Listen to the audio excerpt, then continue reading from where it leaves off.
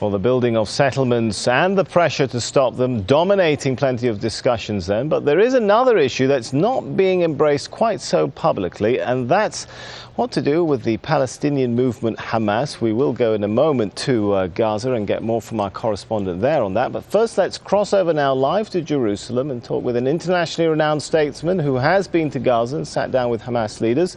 Let's welcome Jimmy Carter, the former US president. He's been visiting Israel as a member of the group known as the Elders. Thank you so much for joining us. You were quoted on June the 16th as saying you would soon meet with Obama administration officials to discuss your latest visit to the region. What reaction did you get from these officials to your request for them to reconsider to remove Hamas from the terrorist list?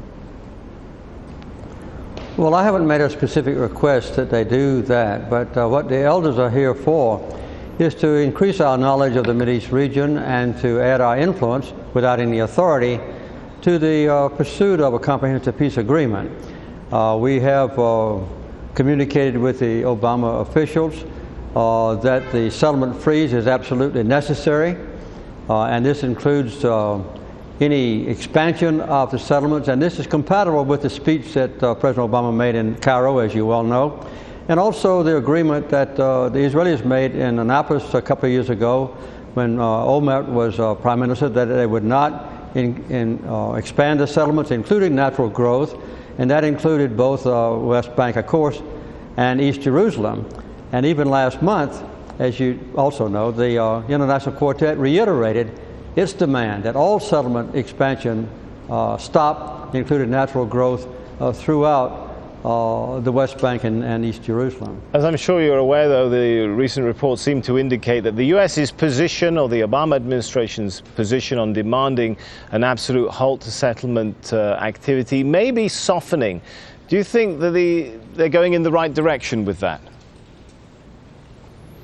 Softening is not in the right direction. No, I think that there must be sorry to interrupt you. Are you concerned then that perhaps a deal that would allow settlement activity to continue in some form may be actually counterproductive for the peace process? I certainly do think it's not only counterproductive, but it's a violation of what I just outlined. The statement that President Obama made in Cairo and the official reiteration of that premise by the International Quartet members even just last month. No expansion of settlement activity, including natural growth, and that certainly includes East Jerusalem as well as, or perhaps even more importantly, than the West Bank. If we could come back to the issue of Hamas again, you have made statements in the past calling for the US to change its position on Hamas. Have you seen any indication from Obama administration officials to indicate that they actually might take that course?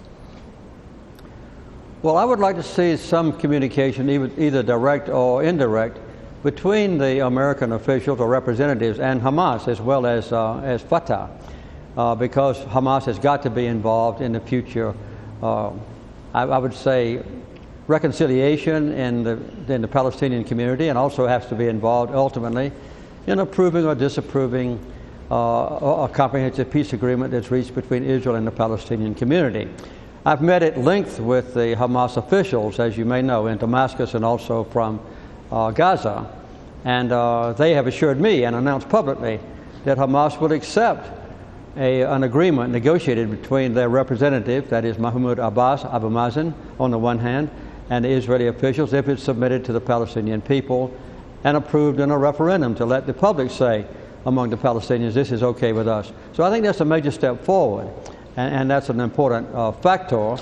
And of course, I would also like for Hamas to agree perhaps to accept in its entirety the implementation of the Arab Peace Initiative that was announced first in 2002 and reiterated last year. All right, forgive me for jumping in again. I guess I have two important questions on this point. First of all, when you say Hamas appear to have accepted or have stated that they would accept a creation of a Palestinian state in 1967 lines, that's well known, but did they indicate they would accept the existence of the State of Israel in principle? That seems to be one of the demands of the quartet.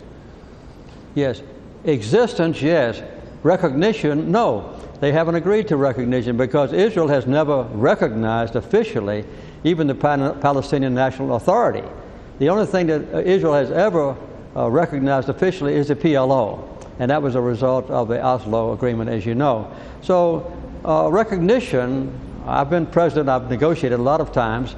Recognition is a mutual affair, and I don't think there's any contemplation of Israel recognizing the Hamas. But I think that in the future, with a peace agreement, there can be mutual recognition, even officially, of a Palestinian nation in the West Bank and Gaza and East Jerusalem, and the Israeli nation behind the 67 borders. And my final point then, Mr. Carter, is again on the point of the Obama administration's reaction. Do you believe, have you seen anything to indicate that their position on Hamas might change? I think their position on Hamas might change, but first it's up to Fatah leaders and Hamas leaders to have a reconciliation between them so that the United States can deal with a comprehensive unity government that represents equally both Hamas and Fatah. I don't think that it's possible for the United States to acknowledge or deal directly with Hamas to the exclusion of a comprehensive unity Palestinian community. All right, thank you very much for talking to us, former U.S. President Jimmy Carter. It's a pleasure. Thank you.